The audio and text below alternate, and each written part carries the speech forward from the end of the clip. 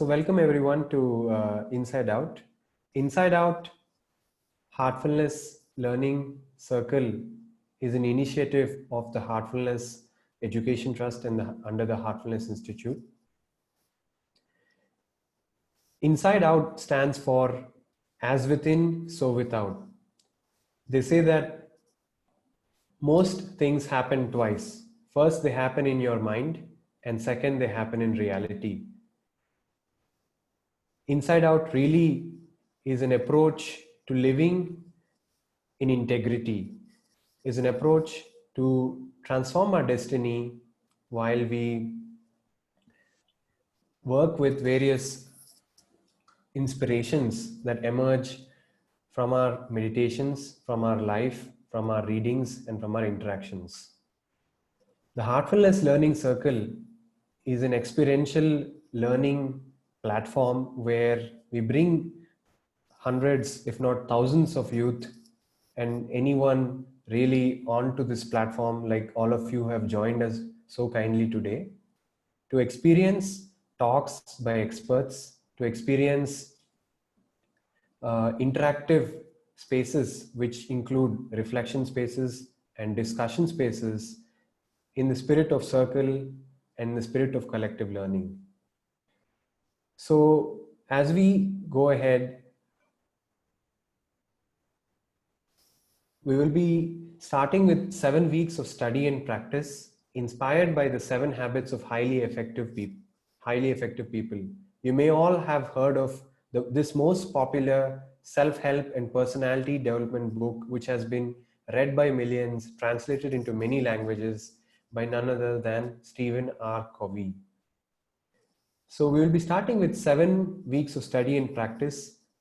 This session being day 0, where we will just introduce all of us towards these particular 7 habits. And InsideOut is an experiential learning series to bridge what we call the knowing and doing gap.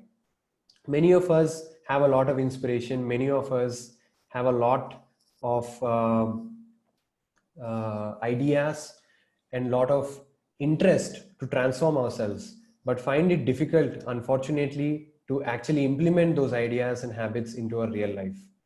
So the InsideOut Heartful Learning Circle is a platform for all of us, not only to take inspiration from talks and inspiring literature and books and other things, but also to take the help of guided meditations and a support system, a community where we all share the same values and are ready to support each other.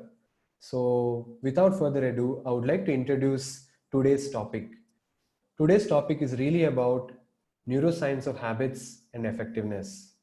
We have someone really inspiring personally, as I know Praveen. So Praveen Pankajakshan, PhD, is today's facilitator, who's going to talk about neuroscience of habits and of effectiveness to set the foundation and the base for our collective exploration of the 7 habits of highly effective people.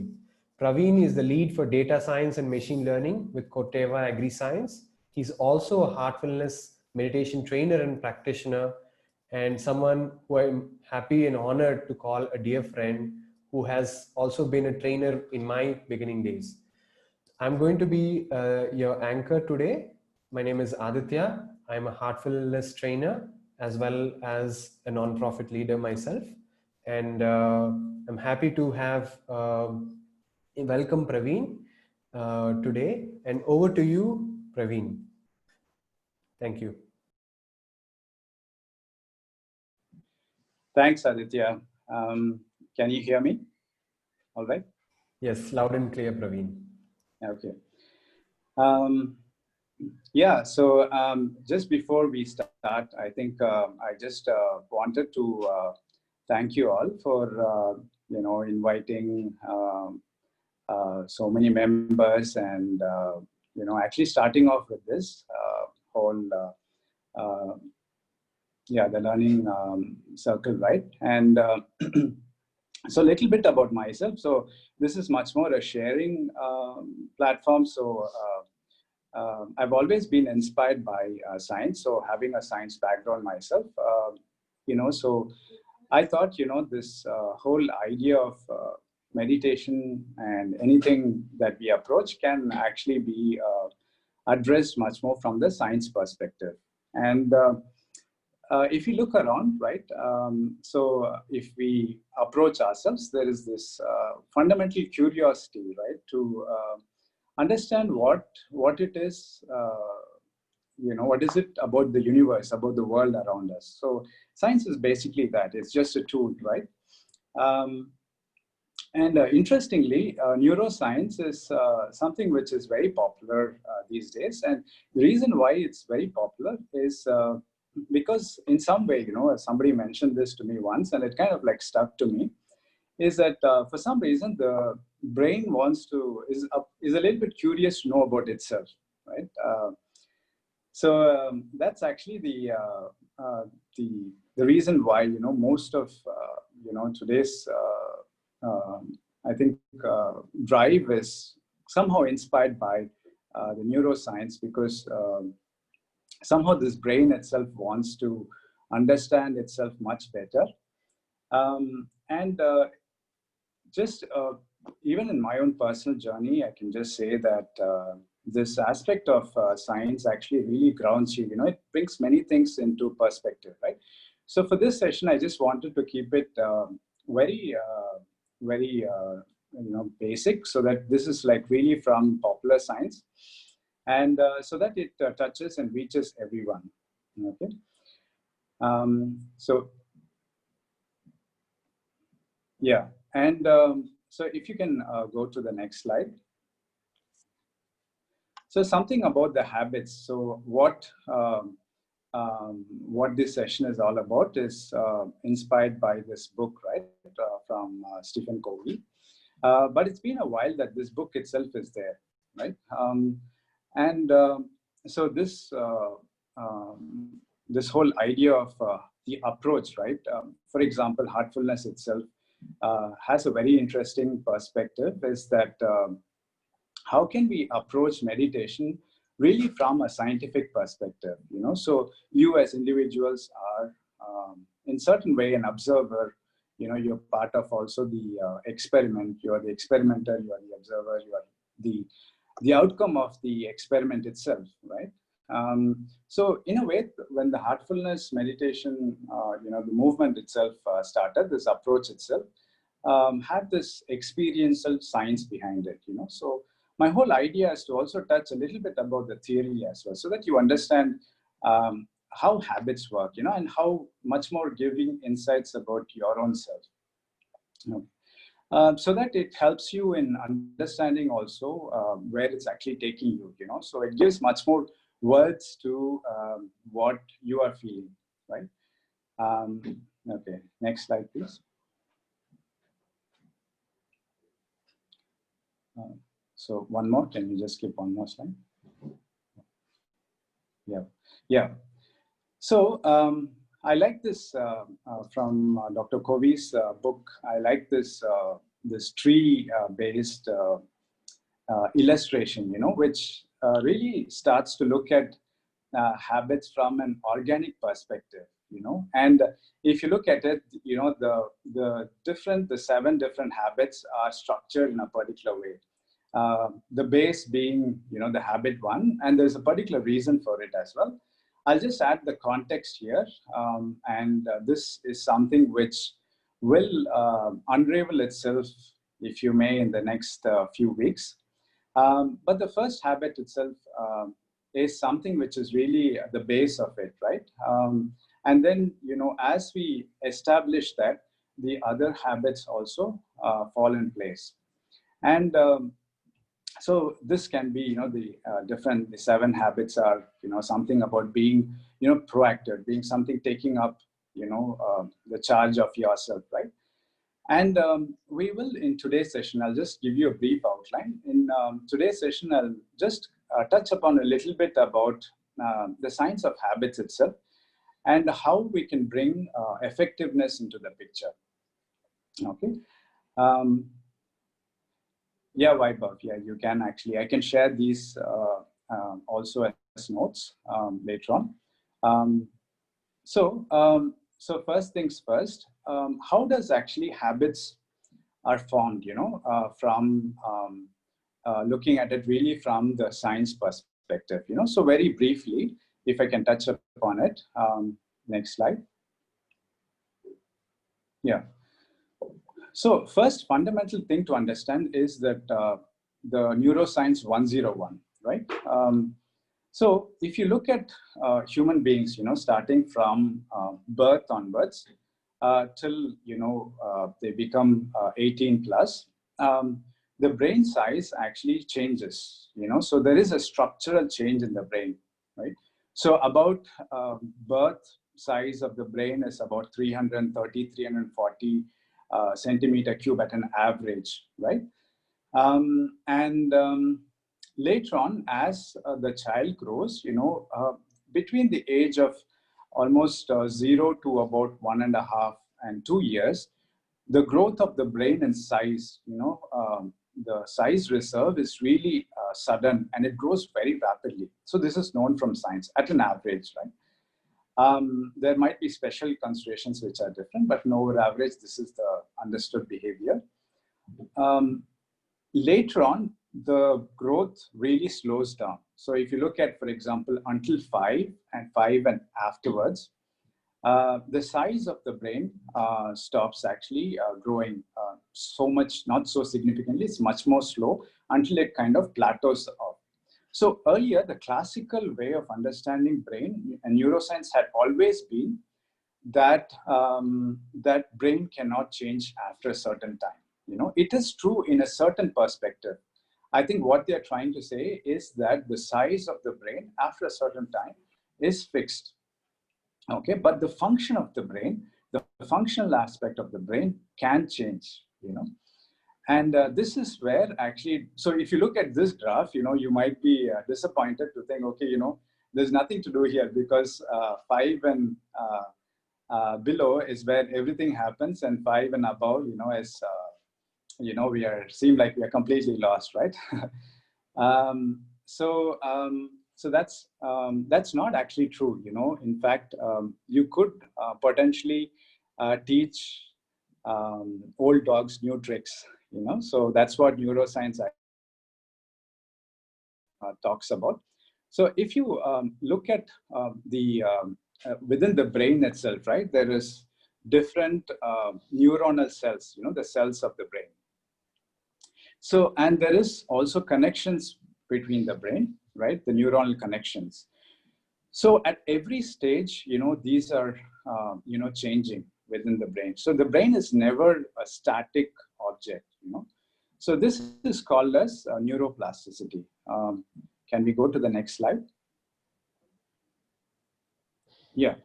So the neuroplasticity is a kind of way in which the brain can actually organize itself both in structure and function, as I mentioned.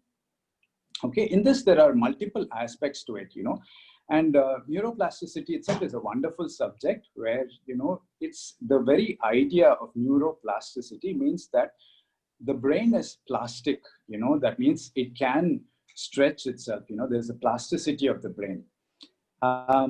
So under what conditions are the brain actually plastic? Okay, so that's interesting to actually observe and notice as well. So first thing is when we talk about, birth of, so just like we have cells in our body, the brain also has cells, right? So there is something called neurogenesis, that means there are new cells which can be born. So the moment that you do some new task, so let's say that you're trying to learn some music or trying to do something very different.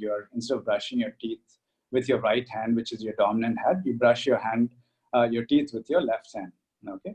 So suddenly you're bringing some difference to the perspective, so some new neuronal cells are formed, and as soon as these neuronal cells are formed, and they are kind of like firing, together. So they have never interacted before, and you're learning this new task, and you are really looking at it from a new perspective, right?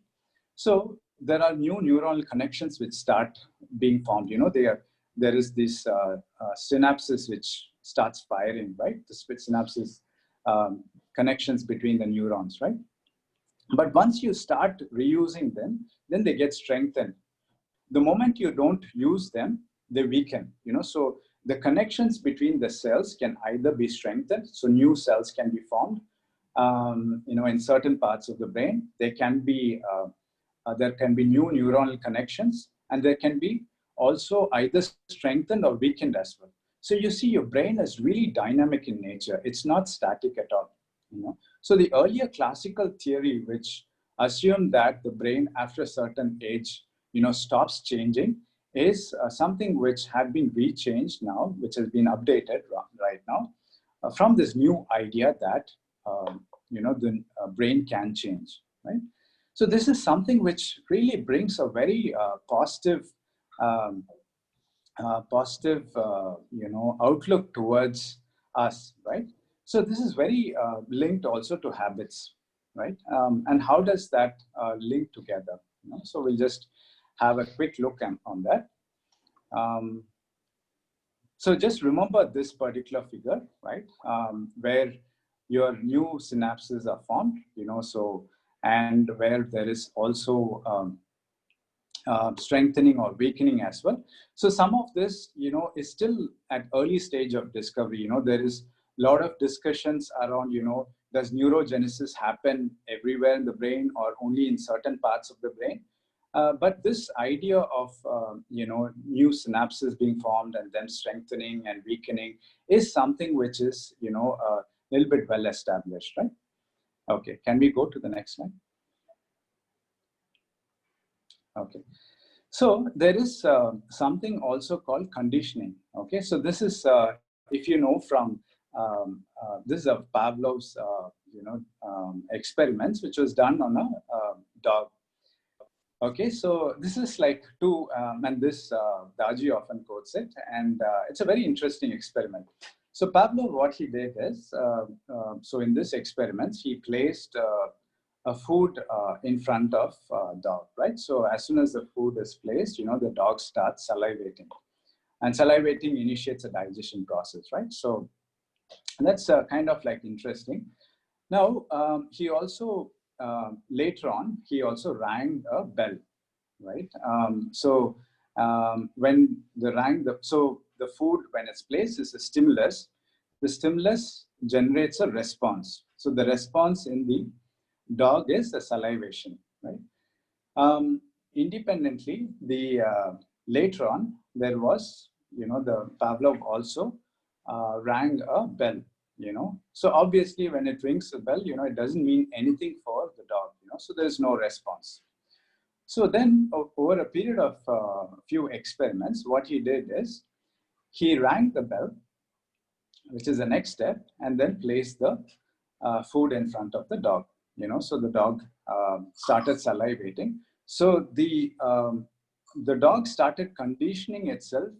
So when there is a bell ringing, it started associating the bell ringing with the food. Okay. Now, in later experiments, he just removed the food and he just rang the bell alone. And the dog didn't have the visual stimulus of the food at all. It had only the auditory stimulus of the bell. And still the dog started salivating.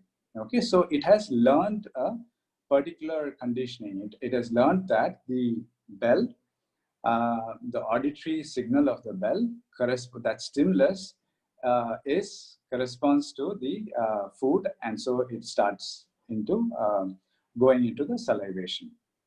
Okay, that's the response, right? Now, if you look at this kind of perspective, then earlier it's just the food which came as a stimulus for the response, which is the salivation.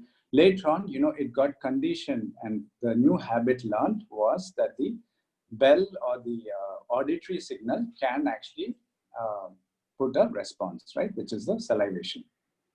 Okay, so this is very interesting, right, this association. Can we go to the next slide?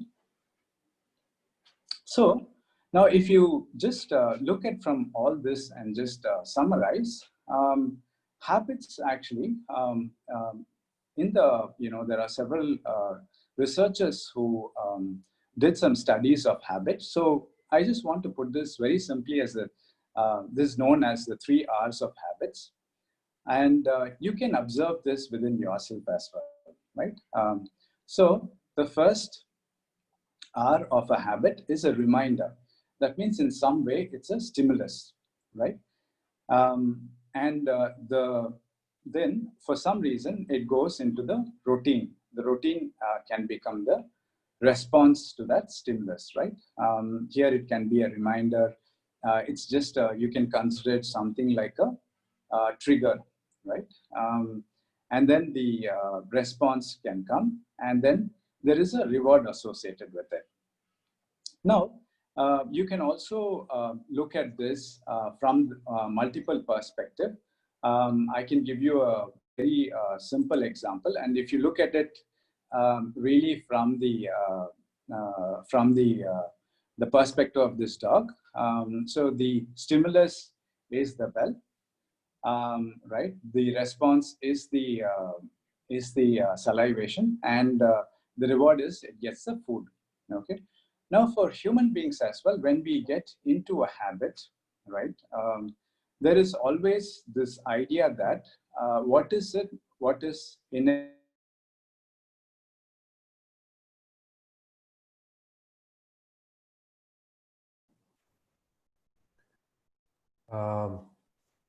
Praveen, if you can repeat the last sentence where we've lost you for a bit.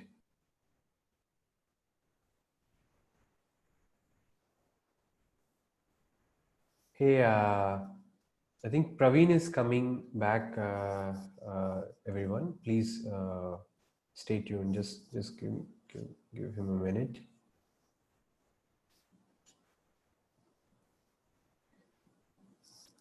All right.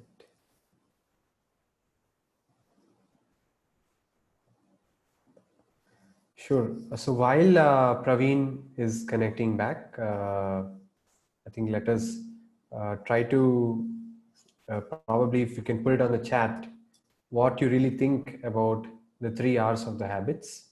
And if you can share in the comments on the chat if this is relevant for you, and maybe any examples of how we have had, we see the 3 R's of habits in our daily lives. Praveen did mention in one of conversations before this session that, for example, as simple as having a mobile phone, which is whenever we see a WhatsApp message, it is a stimulus, it acts as a stimulus, WhatsApp or any message for that matter. And then our routine is to respond, and the reward is really the dopamine, the neurochemical or neurotransmitter of dopamine, which is the pleasure hormone of social connection. So that example was given by Praveen. So if you can put it on the chat, what are habits that you all experience on a daily life? And if you can see this similar feedback loops in your day-to-day life, that will be great. How we explain self-destructive habits? I will thank you, Shreya Gandhi, for asking that. I will let Praveen answer that. Gunasekaran, was that stimulus external or internal? If you can share what stimulus exactly you're referring to, maybe I can try answering that.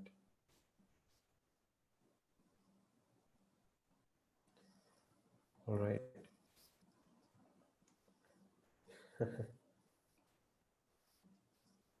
Okay. So reminding yourself to work out daily. As you work out as a routine, as a reward, I get better mind and body. Wonderful, Vaibhav. Swati, the habit of waking up early or late. Yeah. Anurag is mentioned that the reminder sent is here because of the reminder sent by the Gmail. That is a stimulus. And the response is you joining the call. And if there's any reward, it is probably happening now. Thank you, Anurag.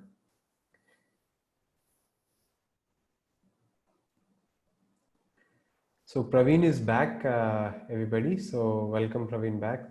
We lost you there for a minute, but that's okay. We got some fantastic response and comments from the audience. And there are some questions for you. So how do we explain self-destructive habits and how to know whether stimulus is external or internal? So a lot of questions coming in. Are you there, Praveen?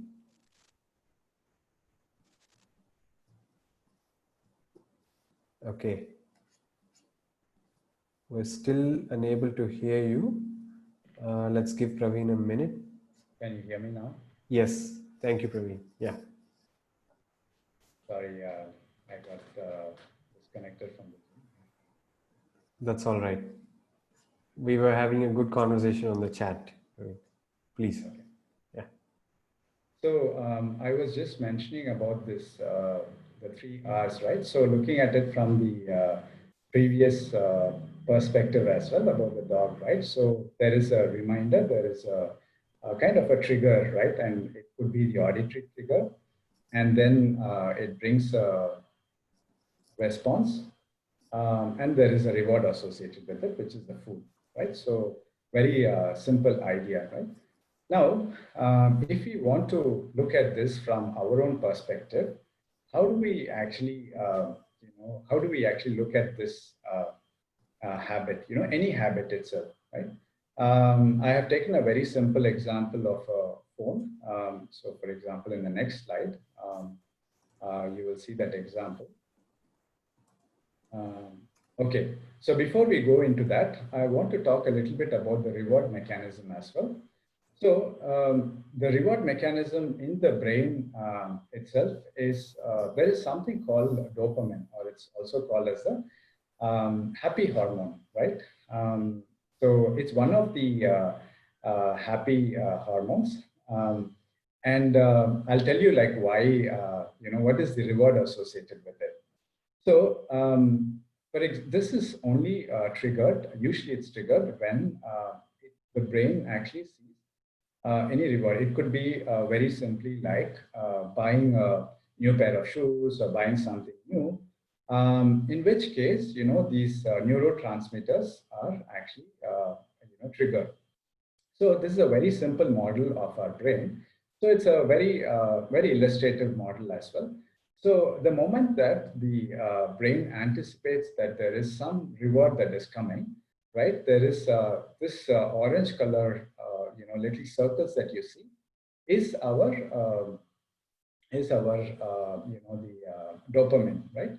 So these are actually transmitted, and then it's received by the other, the neuronal cells, right?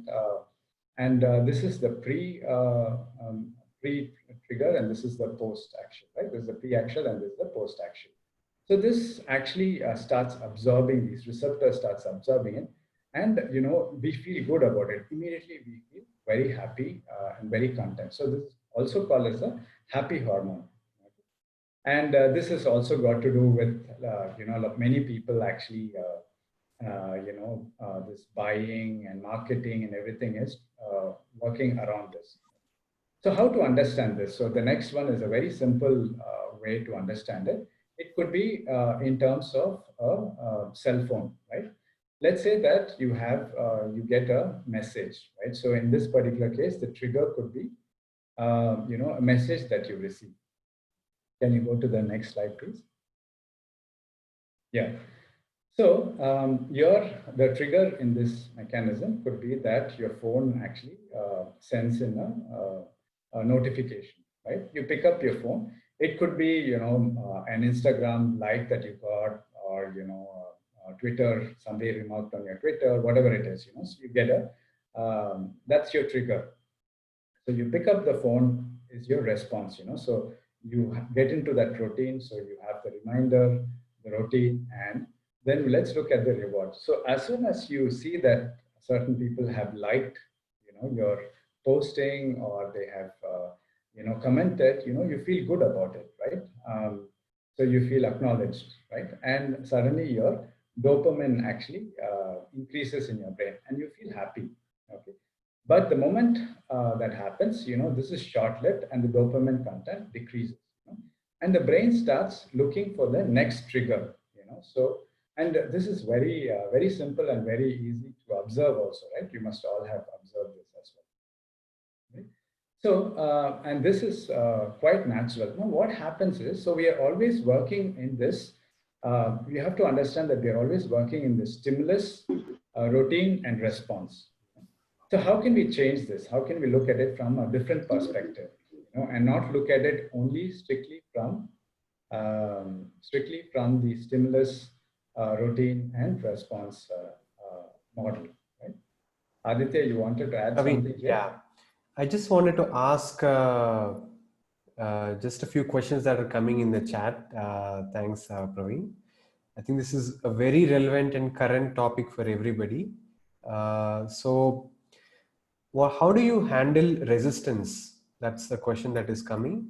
And there is some kind of resistance when we want to do any activity. In this case, it's a meditation or anything like that, where we tend to procrastinate and try to tell ourselves that we will do it later. So that is one question, Praveen. Another question is how to really overcome some of these hurdles that even after reminders, setting reminders through mobile phones or external stimulus, sometimes we're not able to really attend to that, respond to that.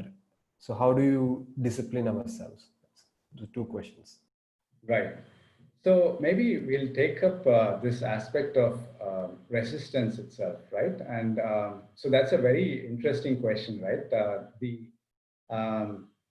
The most important thing is like, okay, I have decided that I would like to bring a new habit or change a habit. It could be both ways, right? So it could be changing of old patterns, or it could be bringing a new habit itself to the perspective, right? In which case, you might feel that there is, certain, more than resistances, I would say that there are certain challenges, right? And what are those challenges? Okay. So those challenges are no, we come back to the brain itself, right? Obviously the, if you look at children, right? And children are very good models to study, if you want to study a brain, you will see that this element of resistance of learning is not there in their initial ages. So when they look at very young children, so we have done this through the Brighter Minds as well. When we look at them, there is, they are very spontaneous, very natural, and you will see that everything, they are able to integrate everything into the picture. And that's why I wanted to put this first slide into the perspective, because I wanted to also mention that, your brain has already, developed, right? To a higher, whatever size it has to develop, right? So, and you are in certain ways, you're trying to work with it, you're trying to modify it, you're trying to change it, So obviously, so there is, if you look at it really from these neuronal connections, there is already a pathway established. So this pathway corresponds to your established habits, and the moment that you have to, build a new connection, it takes effort. It's not because you are now trying to make a new connection to new neuronal cells, which you have probably never used. So there is a little bit of, how do you say, there is a little bit of challenge there, But the moment you overcome the challenge, right, that's where actually the magic lies. The moment you say that, okay, I'd like to bring, this is important for me and I'd like to, work on that, you will see that suddenly you feel like there is that, your brain is like firing everywhere. So, so that those challenges are very important. They are necessary, and the moment that you overcome that, you will feel also good about yourself, because you have somehow, built a new pathway, if you may. So that's Thank you. Thank you, Praveen. And just another housekeeping thing, a request not everyone to not doodle or annotate on slides. Thank you. And thanks for addressing the reward of dopamine, the loop, and the resistance that it can cause, Praveen. And there are certain more questions popping in. I will ask you at a later time. We will take them at a later time. So in the interest of time, thank you, Praveen. Yeah. Sure. Thank you, everyone. Okay. So this is important to understand. So obviously, you know, when you look at it really from, you know, so our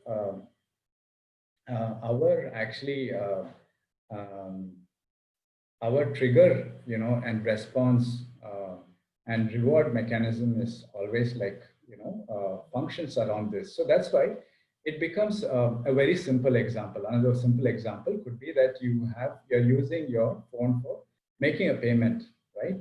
So a lot of actually the branding, marketing individual researchers use this, right? So I wouldn't, you know, so sometimes you're making a payment and somebody gives you a scratch card, right? So in a way, you are actually looking forward to that scratch card. So you are getting into this habit of, you know, using that particular app for making the payment, because when you are anticipating a reward, you know, suddenly you are looking at, you know, you are really like looking at getting a reward. So that suddenly there is an anticipation in your brain which builds up. Then when you get your reward, you know, your dopamine again increases, you feel happy, you feel content. And the next time you want to make a payment, you're obviously like looking forward to that, you know. So it's very common this. So can be a mild form of addiction, there can be a serious form of addiction, you know? So the most serious forms are, you know, the smoking, the tobacco, alcohol, and those kind of things. But there are also these milder forms as well, you know? So we have to be conscious of this. Okay? So now, if once we are conscious of this, you know, now how to break away from it? So dopamine is necessary. Don't get me wrong. There is a natural, you know. So happiness, not heartful. Happiness is something, you know, which actually naturally brings in this dopamine as well, right? But what we are trying to avoid is artificially increasing that, you know. So when we increase it so that we are looking forward to it, and only a certain stimulus will actually bring that dopamine secretion, right? That's we want to avoid, you know, because naturally it's actually something which is part of our brain, which naturally happens. Right? So There is one question on the chat. Probably it's interesting, Praveen. If there is no rush or reward, I think he meant if there's no stimulus and reward, then how do we act? Why will we act? That's that's a and how great to question. take habits, how to form new habits and automate them. That's another question. Yeah. So these are two questions. I think our audience are kind of like reading our minds as well. So these are two questions which I've also addressed in the following slides. So the most important question is, like, now if you are in this loop, right, obviously it seems like we might never be able to break out of it. Can we look at it from a different perspective? Okay, so firstly is to understand that you are having a trigger. Okay, first understand your trigger. So it might be, for example, I am bored. That might be a trigger. And so I'll go and watch a YouTube video. So that might be your response. And the reward is like automatically you get the reward as well. You know, you feel good about watching the video, right? So to get out of this, the most important thing is to understand the trigger. What is the trigger? But there is something at the base of this as well. Okay. So what is that secret ingredient? Okay, we'll have a look. Next slide, please.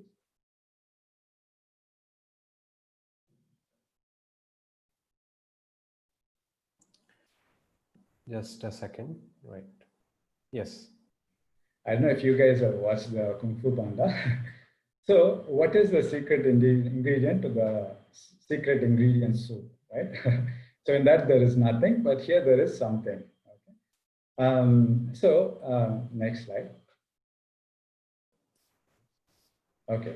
So we are actually talking in terms of this, you know, circle, right, of this trigger, routine, and reward.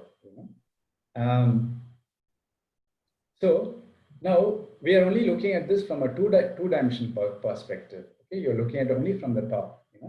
Now it's also necessary to look at the bottom. What is actually the thing that can drive it so that we come out of it as well. So this is an animated one. Can you just go to the next slide, please? Okay, this one. So setting of new habits is the how of it. The most important question, as our audience rightly asked, is why. If there is no reward mechanism for me, why should I actually change my habits or bring new habits? It's a valid question, right? So the root of that is what we are addressing in these sessions, right? And the root of it is the why, which is our value. And this is very important to reflect and understand. So why are we bringing new habits, and why are we trying to remove old habits, right? Why do you want to bring a new habit?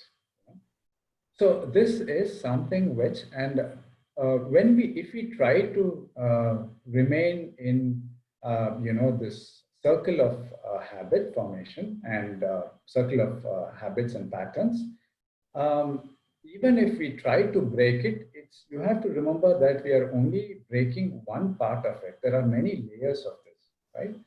So there should be something which you address once and the rest should fall in place, right? Why handle each and every layer, which is much more a mammoth task to do, but rather, look at what is driving it and what is at the base of this. Okay? The base of this is your values. Why are you trying to change that? Is that, do you have a strong motivation for it? Is there a strong value which drives you? You could also put it as a purpose, right? Do you have a purpose, right, which is driving you, so that now you have that, then you start putting the micro habits or micro habits, or atomic habits in place to come to actually reach to that fundamental purpose, right? So that is first important question to address. Okay, the second one is actually how to inculcate new habits. Let's say that your value is something, or purpose is something which is clear. Okay? Then the second thing to address is how do I bring habits or micro habits in my daily life? So if we go back, now we are going back to the original, this trigger, routine, and reward. Now we are changing that. Okay. Now, rather than external things driving me, I don't want that phone to drive me. I don't want something external to drive me. Can I have something internal to drive me? Can I have my own reminder, which can put me in a new routine? And the reward, reward you will see, right? If it is driven by these values, you get the reward as well. Okay? So can I bring that trigger, a new trigger? So rather than a cause outside, leading to an effect, can I cause and bring an effect? Okay. So you are becoming the cause rather than you becoming the effect. Okay. So this is like putting really the horse in front of the cart. So that's one of the fundamental reasons why it becomes difficult to change habits, because when you're looking at it from the plane of changing that habit alone, maybe you might be able to establish, but it doesn't go from the core, right? When it changes from the core, all others fall in place. Like in the Lord of the Rings, one ring to control all. Thank you, Praveen. I think really, if we think through this and we utilize the micro habits, I think a lot of people are asking themselves what these micro habits are. It seems like we can get back the steering wheel for our life in our own hands. And it's wonderful. There is one question which probably you can take a minute or two to digress. It will be great, which is, what is the link between dopamine and serotonin? And if I may also add to that, you can even probably briefly touch upon oxytocin, really how these interrelate. And are there other rewards beyond just neurochemical transmitters? Yeah. Right. So I would just like to mention that there are these happy chemicals, right, which are actually known, and it just these are some things which are necessary for our well-being, right? These are triggered under different circumstances, right? Sorry, I lost my. Yeah, it can be. It can be actually triggered under multiple circumstances. So, for example, we discussed about the dopamine. There is like also like Aditya was saying, there is also this oxytocin as well. For example, oxytocin is something which you actually get when you actually hug somebody. Like it's also called as a love chemical. So for example, it's often felt between people who are actually let's say between a mother and a child, right? It's sometimes people fall in love for the first time, and then they actually can also feel this. So that's actually one of the chemical, and serotonin is also another chemical. These are all neurotransmitters, right? Like these are things with, like, you remember the figure that I showed you regarding the connection between the different neuronal connections, right? You have the synaptic gap, and you have the presynapse and the postsynapse, right?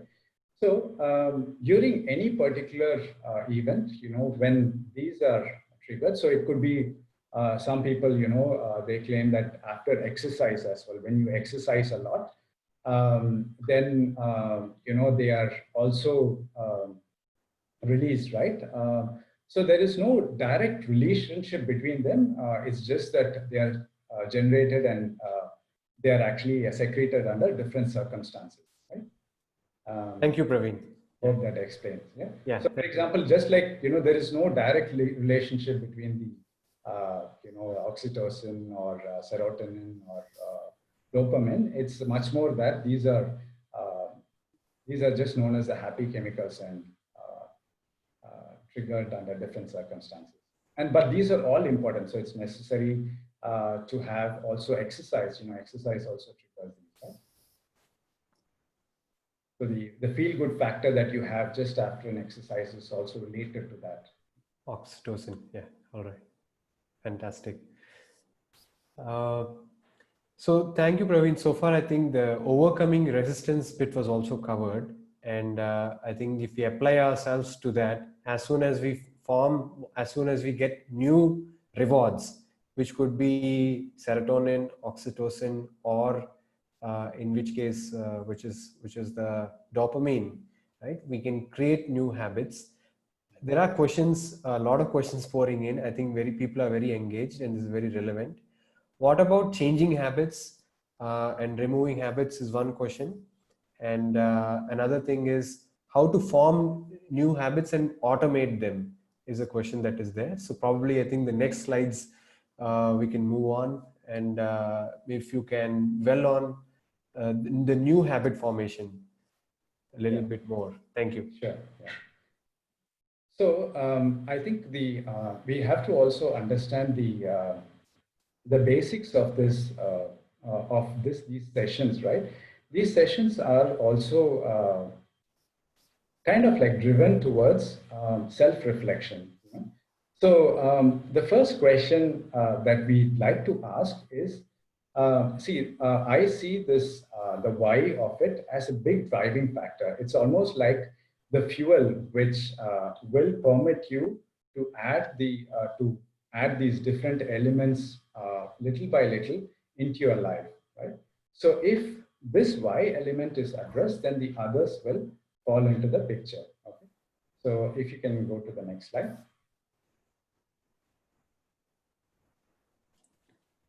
Yeah. Okay.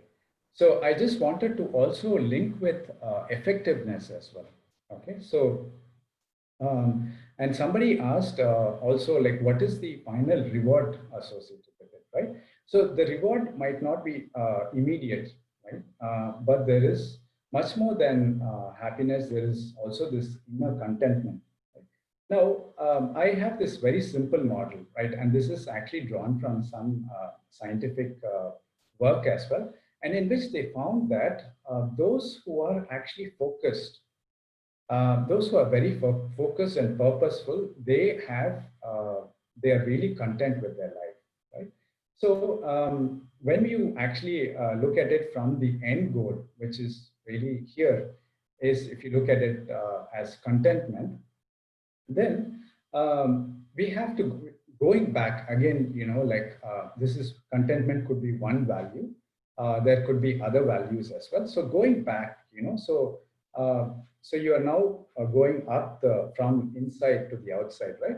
Then it means that you become focused, right? So to be content, so many people experience contentment when they are focused. So you become effective and focused. So how to become effective and focused? Remove distractions. So how to remove distractions, right? Then very simply it can be, is it my cell phone which is distracting? So can I only look at it certain times of the day, my SMS and WhatsApp or other sources of distractions, or is it anything else? So this is one way in which we start from the end goal in perspective towards what we are interested in changing. And this is also one of the 7 habits which we will also address in the subsequent sessions as well. So always, if we look at it from this inside to outside, right, you will know what to remove from your life, right? So we go from this inner value, and whatever be your inner value, then you go back and see. And I've just taken one simple example of contentment as an inner value. And you see that, okay, focus, then the predecessor to that is focus. And the predecessor to that is minimize the distractions. And then, then I go back and ask myself the question, how do I remove the distractions? So when I have answers to that, okay, I remove my distractions by, let me minimize the number of times that I look at my phone. Okay, that's a new habit which you're trying to establish. Obviously, at the beginning, it will be difficult, right? Because you're now trying to establish a new pattern. So it could be that the moment that you want to see your cell phone, you could, start adding a new pattern to it. You could say that, okay, instead of looking at my cell phone, I'll just take a glass of water and drink. So it could be anything at all. So can you now change your pattern, your routine? Your cell phone, if your cell phone is your distraction, can I take that distraction? Can I use my trigger? I decide the trigger that I want, and can I now go into a different pattern itself? So that is an effort that comes to the the first habit, which is how can I be proactive about it? Now that I have, so it is always inside out. Now I have established the value which is important to me, and then I know that, how I can do it, and now is doing it. Can I be proactive about it, right? So I hope that answers the couple of questions which came. Yes, there are a few more, Praveen. So there's something about there is a question on self-destructive behavior. I think probably like negative self-talk, right? And sometimes some people are not willing to seek help also. So what can be done? So that is one thing, and then maybe you can answer that, and we can go to the next question. Yeah. Sure. One second. Of course, some of the other questions will also be addressed as we go in the other weeks. But how do How to remove distractions which are self-destructive, probably is a question.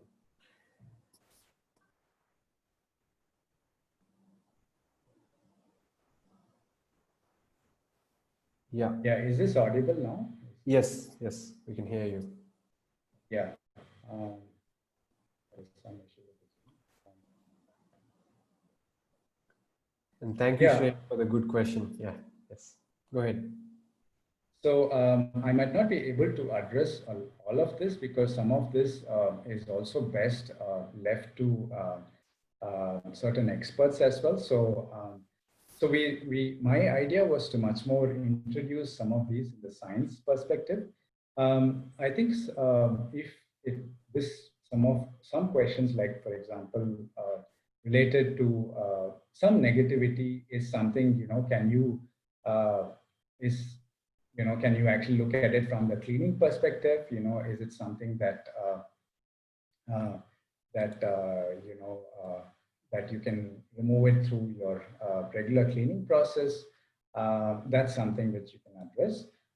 And sometimes it also helps to discuss about it, with friends. So sometimes, if you feel like there is an emotional element to it, it helps to discuss with somebody who's close to you and also seek professional help. It really depends on there's a spectrum of this, right? So if you feel that it is really important, then you can actually seek professional help. But for those who are trying to change, let's say it could be any negative, we are all sometimes also wired for negativity as well. So over a period of time, you can actually rewire them as well. So that's the beauty of neuroscience. So just like positive, any habit, right? Positive habits can be inculcated, and negative habits, anything that you don't want, can also be removed as well, right? By working on yourself. And regarding the other question, what do we do if we find someone not willing to seek help for the same? If it is, we can only look at it from our own perspective. Again, I think we are probably going to a little bit to the psychology and the. We're digressing a little bit, Praveen. We can address that later. Probably there is a person who's not interested in any kind of reward, right? Or she says that if I'm not interested in any kind of reward, what do I do? Is it unnatural to have such a state of mind? Would you like to quickly answer that? Yeah.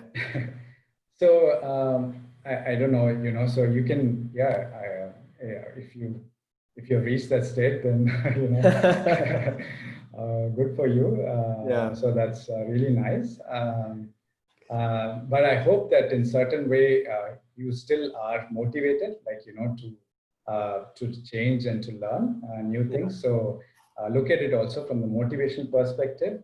I think that's, if you're already not looking for a reward, probably the first few slides you can just ignore and look at it really from am I really motivated to learn? Am I motivated to change? Do I have the driving factor? So those are questions I think that you can ask yourself. So if there is yes for that, then that's really on the other spectrum is, I just want to also mention this, is we have to also be careful because too much of triggering of these happy hormones, is also something which is very, very much common because we live currently in a kind of like a situation and environment where we are we live in an environment where we are looking for rewards, right, in multiple areas. I mean, this is not for individuals, but in a certain way, all our, the social media, anything that we look at is, we are looking for rewards. So too much of it can also be, like Akshay said, it can be a trap also. Are we triggering it too much that no longer the small happiness is not triggering it anymore? Small things, right? If you look at it, there are certain sections of our society who don't have a lot of access to a lot of resources, right? And if you bring in them even a small change, right, they have become suddenly very happy, right? So we have to also become, as a society, careful for small rewards, small stimulants, so much that we keep increasing our barrier so much that we need really a very high stimulus for us to be happy. So that's something which probably we should all be aware of. So we don't want to keep overstimulating ourselves. Thank you, Praveen. Again, if you can, maybe I can ask this from the comments, inspired by the comments.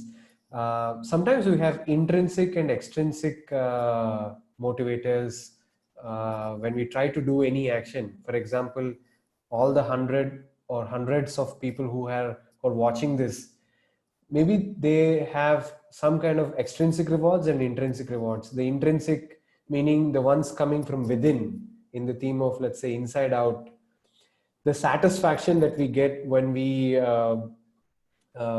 do something good, that when we stick to a new habit or when we break out of a new habit, when we succeed in bringing a change, something within us, we feel good, we feel lighter. Can you talk about what that is? What is that feeling?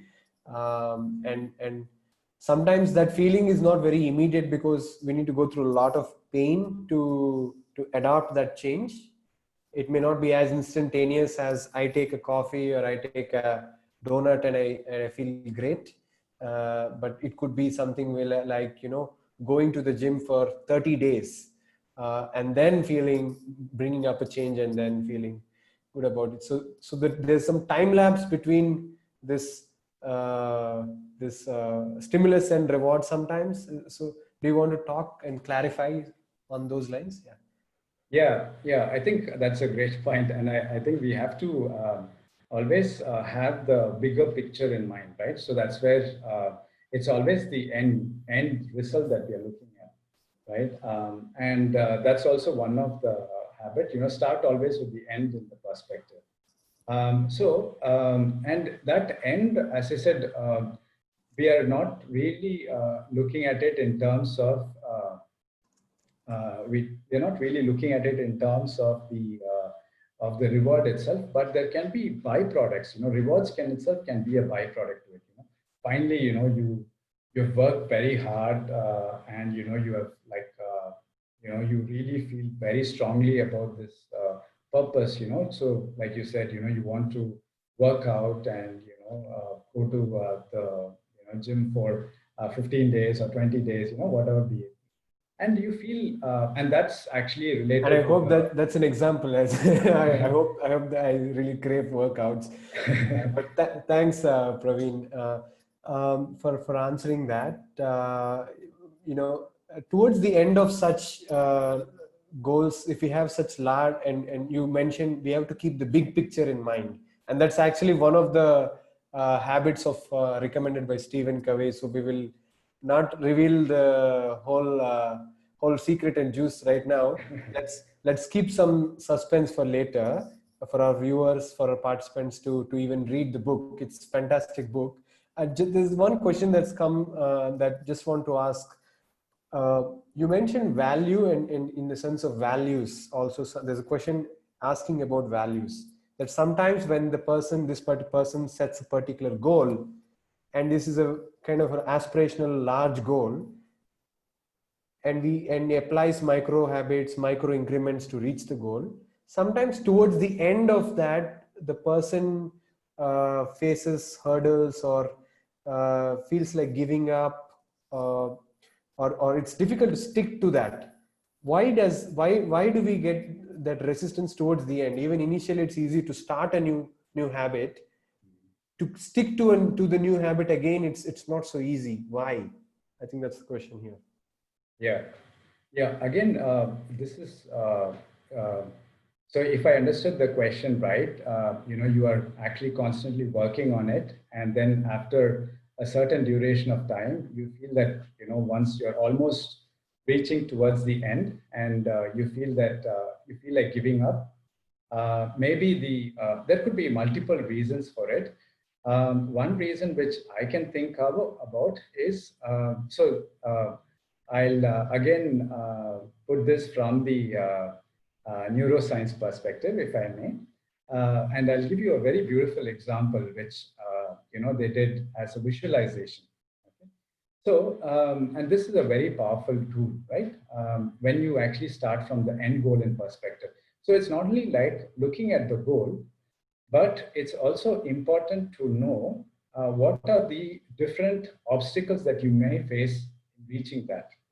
And are you fully prepared for those, right? So it's not alone about forming of habits, and maybe you're doing everything right, but have you also looked at from the perspective that, okay, when, and Michael Phelps, there is this famous swimmer, right, who Olympic gold medalists, right, multiple of them, and he says that before I go into any big event itself, right, any big Olympic event itself, even before, much ahead, during my practice sessions itself, while I'm swimming itself, I really try to visualize on what, and here you could change it. So here, he's reaching out for a goal, which is a physical goal, but it could also be something, abstract as well. It could be something which is valuable for you, so here value comes from valuable, right? Something which is valuable for you, right? But have you also looked at, either internal distractions or obstacles or external ones fully? Have you thought about that, right? And is your drive strong enough that no matter what, I will reach there, and not only that, sometimes, we have to also be self-compassionate, and we should also not burn ourselves out during the process, right? So that's why these micro steps are very important, right? And in any case, in the process, also have a reflection and see towards the end, what all have you gained, right? And maybe there was, I can't say from this particular circumstance, and maybe I don't understand it well, but towards the end, maybe, there was some obstacle which we didn't anticipate, some challenge which we didn't anticipate. Maybe we put too much of energy at the beginning, right? So it's very important that it's a very organic So there's growth. an aspect of energy to this. That's what I'm sensing. There's an aspect of feeling and energy to the whole. Yeah, and really making it organic, not making it too unrealistic as well. It should be something which is simple, easy, effective, and not only that, it should be something that you can do step by step, little by little, slowly, and also most importantly, be much more compassionate towards yourself. That would Thank be you, very useful. Praveen. Yeah. Energy and self-compassion, of course. And good old friend patience, maybe when we need it. Yeah, I think you have some activities planned for us. Yeah, this is just a very simple activity, and you guys can actually see why. You can go. I think I covered this one, the last question itself, so you can just go to the Yeah. one. So change is something gradual, right? Unfortunately, these days we are looking at something which we want very quickly and very fast, right? So if you really look at it again from these different layers perspective, you are actually trying to look at this change from fast reward mode, right? But it has to happen organically, slowly, and very gently, right?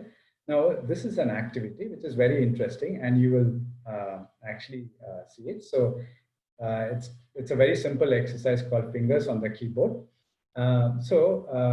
Hold your fingers on the keyboard if you have access to it, otherwise it's okay. So see if there is a picture, which gradually changes. See if you notice anything, okay, significant about this picture. Let's see if the video works. Go to the video. Yeah, can you play this?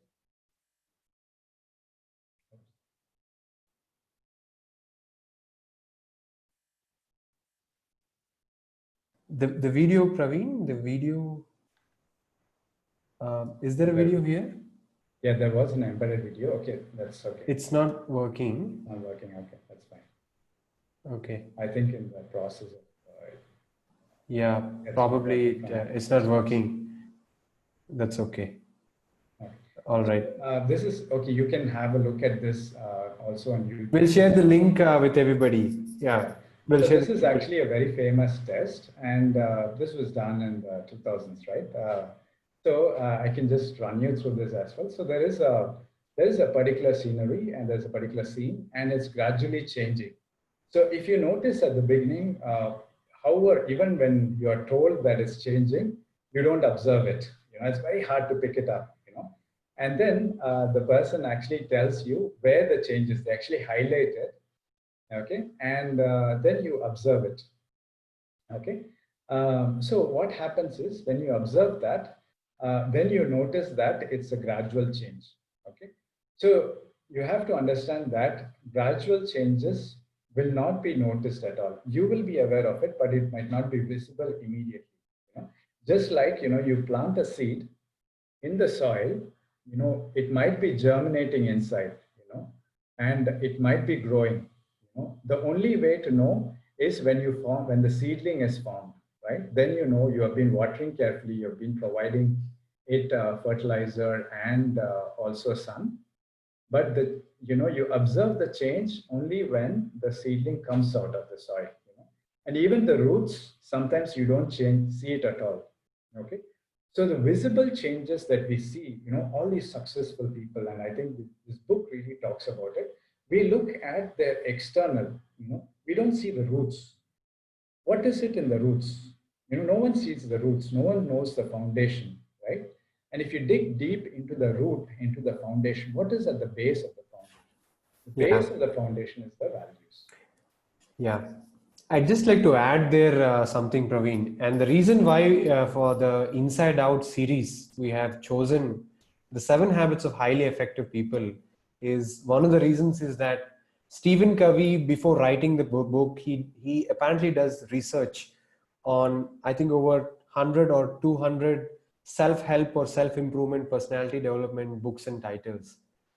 As it so happens that of the last 50 years, most of the books seem to be focusing on personality traits, right? Which is above the surface, which is how to behave, how to show up, how to present ourselves, and all of that. And it seems that for the 150 years before that, most of the self-help books, the original self-help books, and the thinkers and the philosophers, everybody seemed to be talking about character traits. And he says that the character traits are what is below the iceberg, sort of. What is, like you rightly said, the values. So very much in consonance with our theme and the way ahead. Thank you, Praveen. Yeah. I would like to just add one last thing is because the change is happening inwards, we should not and must not expect reward from the outside. Okay, so that is something which you know, it will be a little secret, okay, if you may. And that's something which is growing within you, so be assured of that. So the moment that you have from the inside decided to change, the change starts, right? How you have reflected on it, you connect with yourself, you connect with your core value, and see, okay, what is important for me, right? And then bring the difference outside, right? Then you bring in your habits, but it might not be noticed, right? You might be changing in your habits, we will not try to expect others to appreciate that. It might not happen immediately, right? And I'm sure that, all these successful people whom we are talking as successful, we are only seeing, as I mentioned, only something which over many years that they have worked, right? Which we are seeing in their physical being now. So this, I'd like to end with this last thing, is that there is a knowing, right? There is a doing, but most importantly, there is also a being. So we are trying to change how we are, right? And that takes time. Right? So it requires patience. Yeah. That's very interesting, Praveen. I think that's why some of us who are kind of self-help addicts, who we have seen so much of inspiration and knowledge, it is such a struggle to implement them in our life. Yes. Thank you, Praveen, for that insight. We are trying to transcend knowing and doing to being, and we're trying to become something. So it's very, very interesting. Yes. So shall we quickly go into the breakouts where we would like everybody to have about about 10 minutes of time to discuss uh, upon what has been shared. I think a lot of insights, a lot of mental models have been shared, a lot of inspiration has come through. As we will just do the breakouts, we will put all of the 100 and more participants here today in the Zoom to various discussion groups of 5 people. When we get into a circle, we will introduce ourselves. One person will speak at a time, and let us be respectful of others' opinions, sentiments, and tend to everybody's well-being. Praveen has given us 3 questions to discuss upon today. What is the core inspiration behind instilling a new habit? That is question 1. What is the habit that you would like to instill? A new habit. That is question 2. You can make a mental note of this. We will share these questions with you in the breakouts as well. And the third one is, what is a good trigger for the habit? From the 3 R's model he has shared with us, and what could be potentially barriers to this new habit formation. So let us all maybe take a moment to even reflect personally, as we have the breakouts going to happen soon. Maybe in 1-2 minutes we will have breakouts, but probably we can all take a minute or two just to silently reflect on these 3 questions. Thank you, Praveen, and I request Kaushik and Sai Charan from our IT team to put us all into the breakout rooms in a minute or two. Thank you.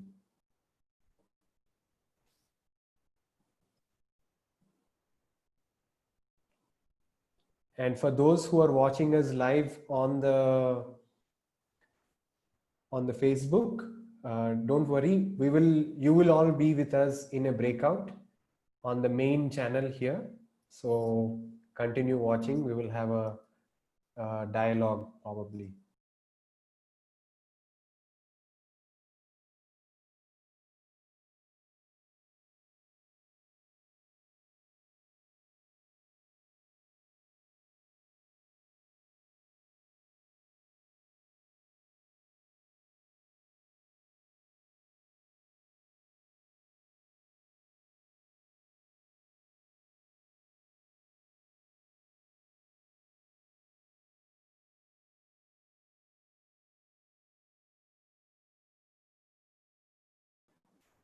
So I believe people are still moving to various breakouts, and there are 3-4 who are just joining us.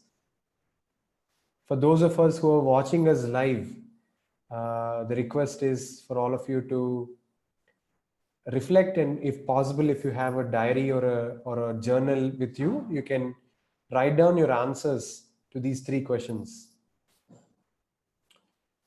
I repeat, what is the core inspiration behind instilling a new habit? What is the habit? What are these new habits that you would like to instill? It could be something large or something very minor change in terms of our habits. And what could be good triggers for creating a new habit? And subsequently, what those barriers are.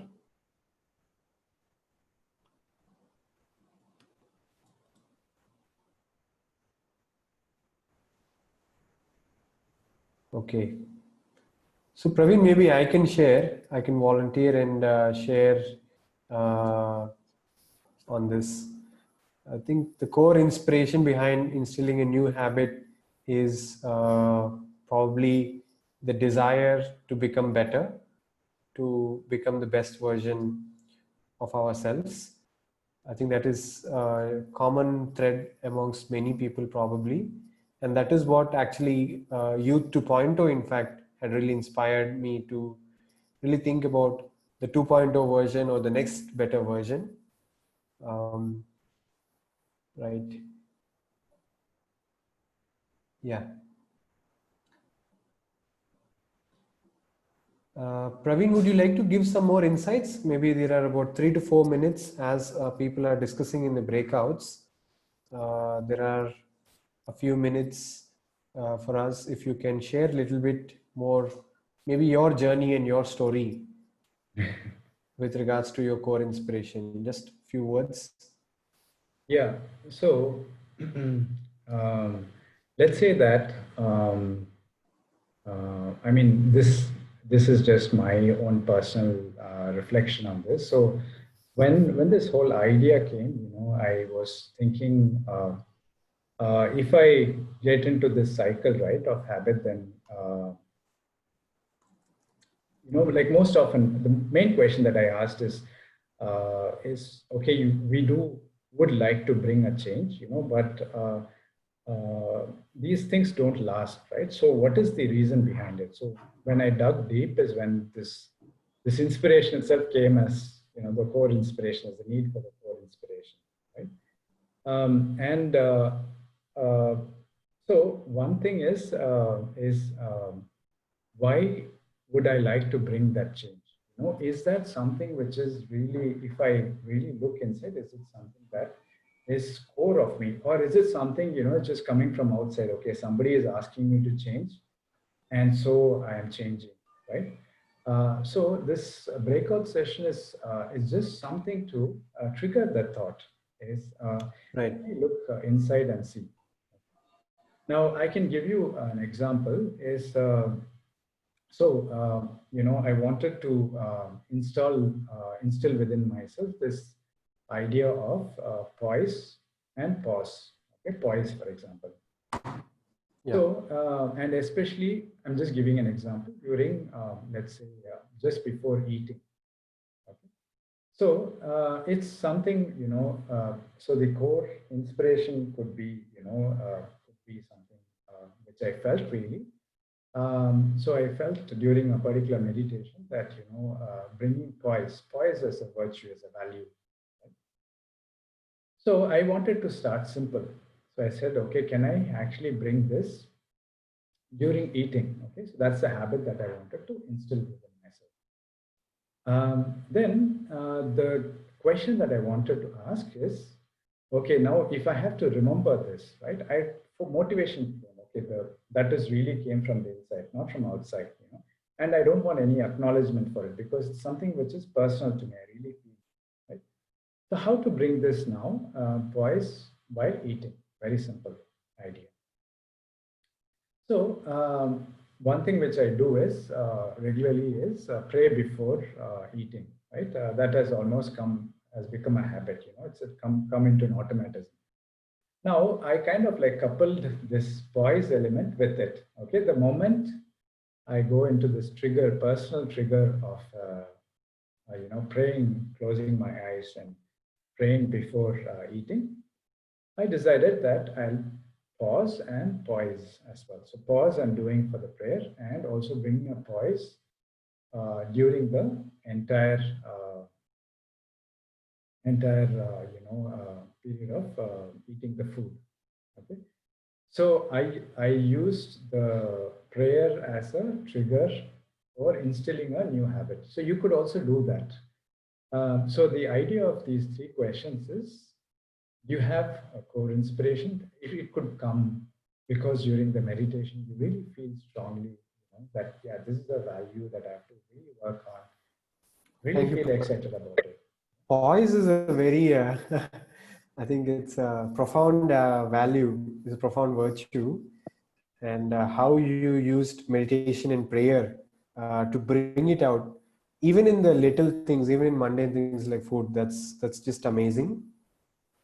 I think in a very short time, when people come back to the main channel, when everybody is done with the breakout discussions, uh, we would love for you to introduce the heartfulness meditation and give a bit of a relaxation meditation, which probably facilitates that neuroplasticity which you mentioned about, and so that we can really try to develop new neural networks to implement the new habits that we are all trying to aspire for. Thank you.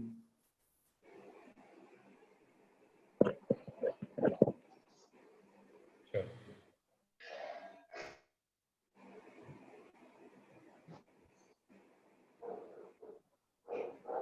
So just checking with Kaushik, is everybody back? Yes, sir. I've closed the takeouts. Thank you. I think the breakouts are closed. Over to you, Praveen, again, to walk us through an experiential meditation session. And before that, if you can quickly address why you think meditation is so is an effective tool. Let's use that word for new habit formation. Sure. So I was just, for those who just joined from the breakout rooms, I was just giving a very simple example where if a change is happening, if that I really look at the change happening from within, right? So the meditation is actually and gives you the inspiration, right? To it also shows you in a certain way, this intuition. There is some insight and intuition that you get on where. So obviously, change is a massive subject. What to change, right? What is that core that you would like to look at, and then effectuate that larger change, right? So meditation helps you in really digging deep and not be focused on the outside noise, but really focused on that inner signal, right? And from that inner signal, when you hear something, when that is, if that can become a big driving force, that actually fuels you, right? And then you also get the not only do you get the Praveen, we are just muted all. Just a second, as everybody is coming back from breakouts. It will be great if you can unmute yourself. Yeah. And I request everybody to kindly mute themselves, please.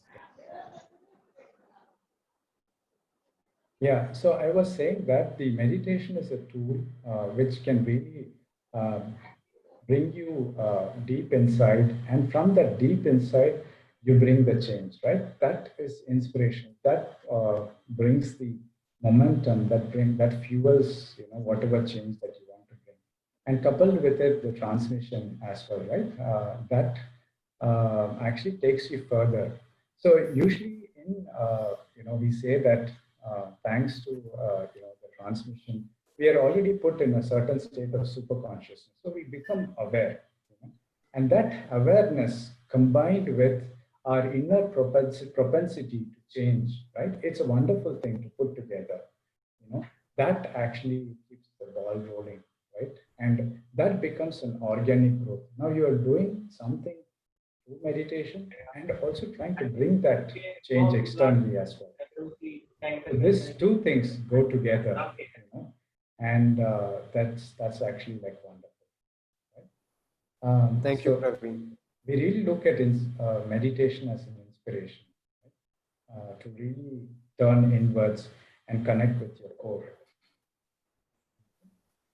So if I think there's this is a very broad and wide subject, and all the participations. I would like to thank everybody once again for asking such questions. There's there's in future sessions we will talk about more about the role of the heart also in habit formation, and how the neuroscience of the heart also works. So at this moment, uh, taking a cue from what Praveen shared about how meditation helps us really regulate our minds to remove these distractions, and also the transmission, which is so unique to heartfulness, acts as a fuel for new habit formation by giving us inspiration and the perseverance that is required to stick on with challenging habits. So Praveen, if you can guide us through a short taster meditation session, that will be great. So shall we? Yeah, sure. So we have about 13 minutes. Yes. Okay. So we'll do with the relaxation as well, right? For those who have Yes. not experienced it. Yeah. So gently close your eyes.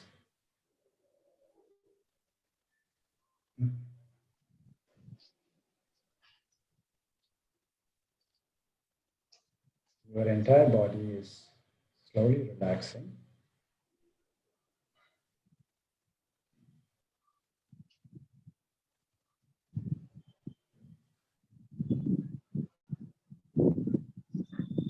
Gently turn your attention towards your feet. Allow me to relax your entire body, beginning with the feet, and slowly we will switch into the meditation. So relax your toes, your ankle joint, and the entire feet.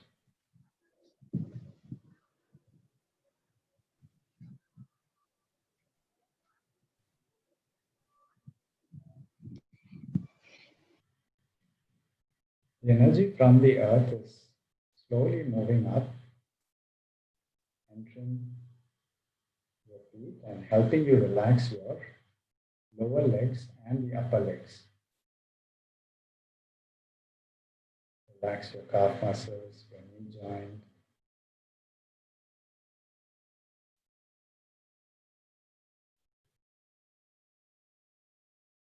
your thighs,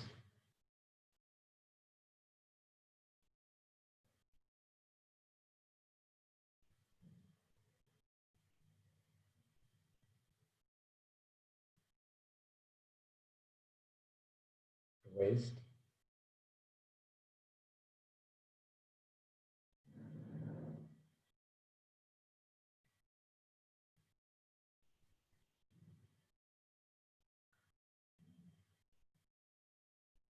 your entire legs from the waist down to the knee joint, down to the ankle joint, down to the toes are now fully and completely relaxed.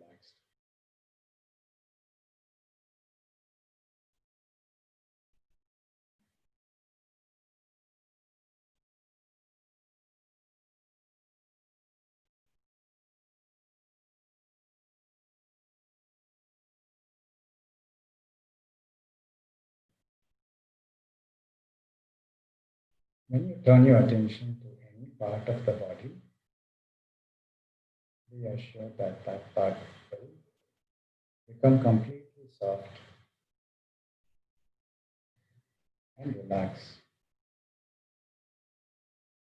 Now relax your entire upper body,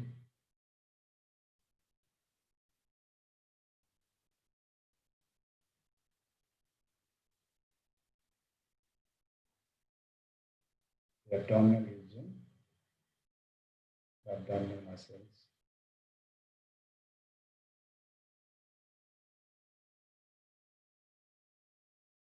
Relax now your entire back,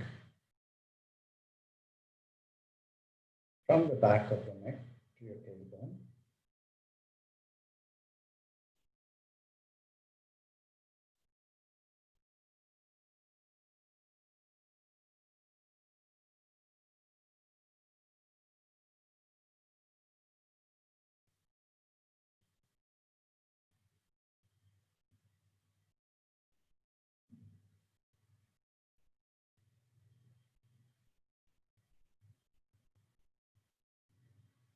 Your entire back is now slowly relaxing.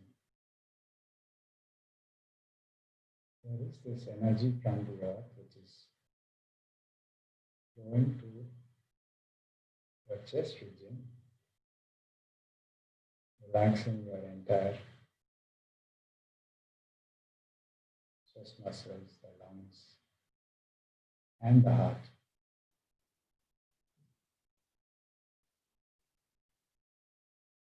Very slowly and very gently relax your shoulder muscles.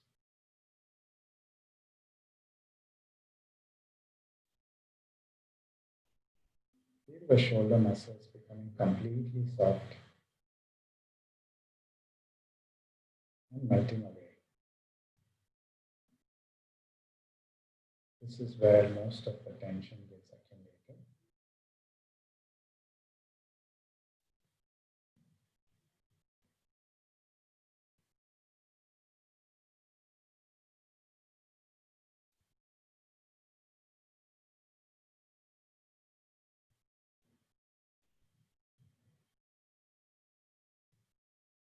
The energy from the earth is now flowing into your arms, relaxing your entire arms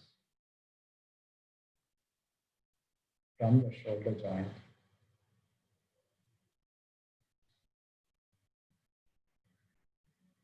to the tip of your fingers.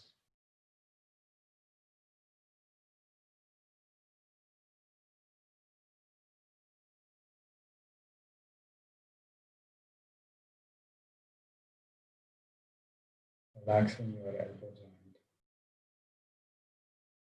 forearm, wrist joint, your entire palm until the tip of the fingers.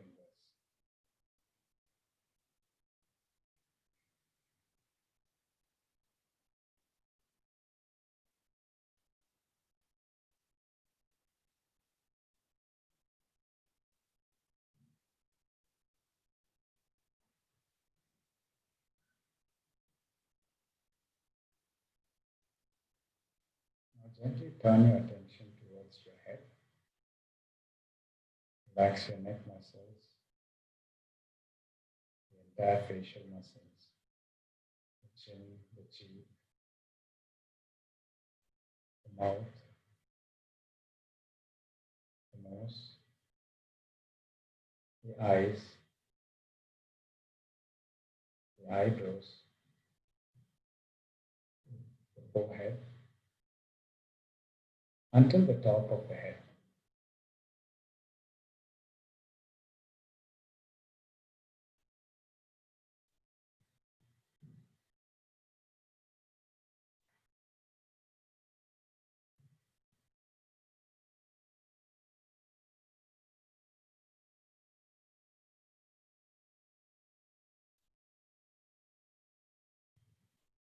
Your eyes are very softly and very gently closed.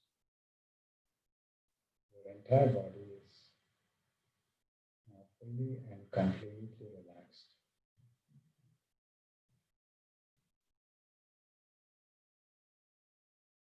Let this energy from the earth flow through your entire body,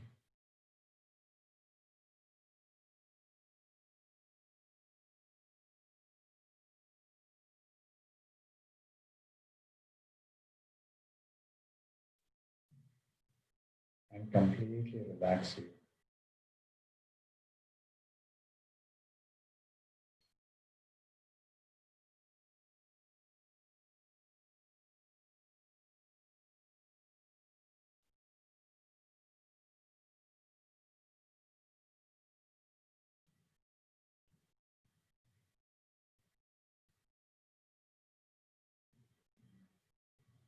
Your breathing is very deep.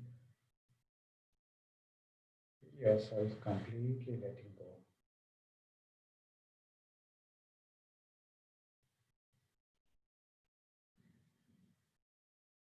Your attention is very softly, very gently drawn towards the heart.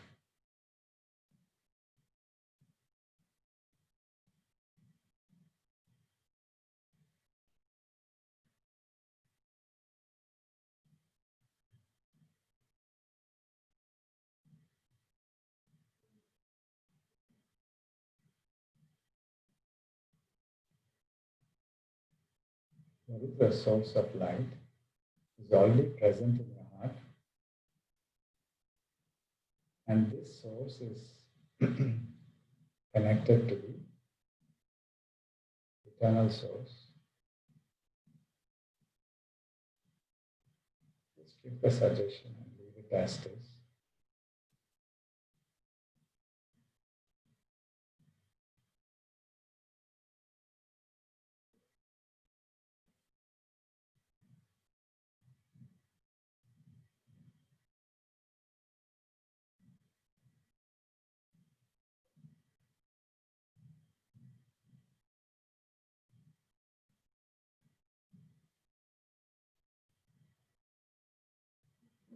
Slowly feel yourself getting completely dissolved and immersed in this divine presence in your heart. This source within your heart.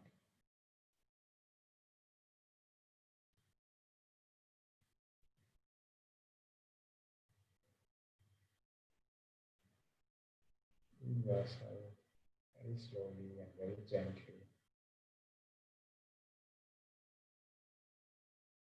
going deeper and deeper,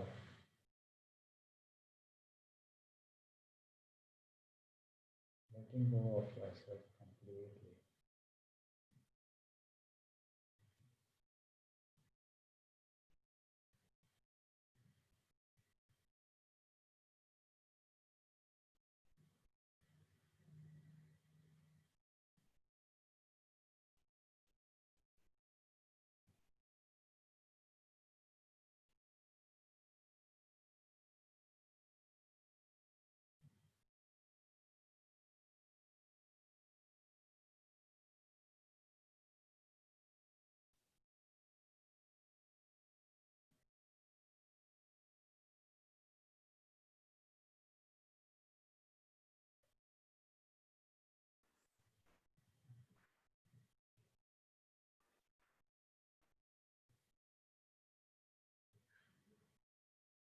Feel yourself letting go completely.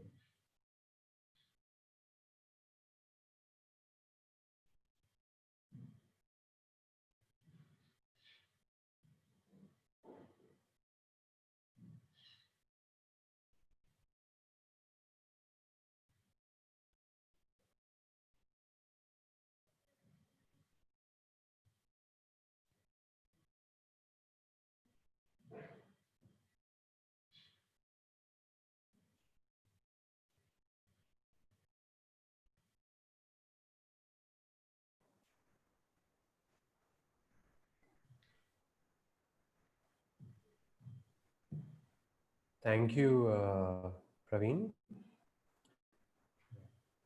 for this short and sweet meditation experience. It's definitely always an inspiration to tune within into the silence of the heart, away from the noise that we usually acclaim to. And if the heart can also be a stimulus, I think the response is always great. So thank you for offering a taste of an inner stimulus, if I may call it. And we are out of time. And thanks everyone for joining. And there is a Facebook focus group where this entire talk has also been restreamed.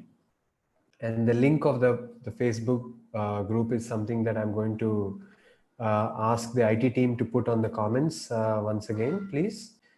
This was really wonderful, and thanks so much for everyone for joining, and thanks Aditya and YOUth team for hosting us, and enjoy your learning. And yeah, thank you so much.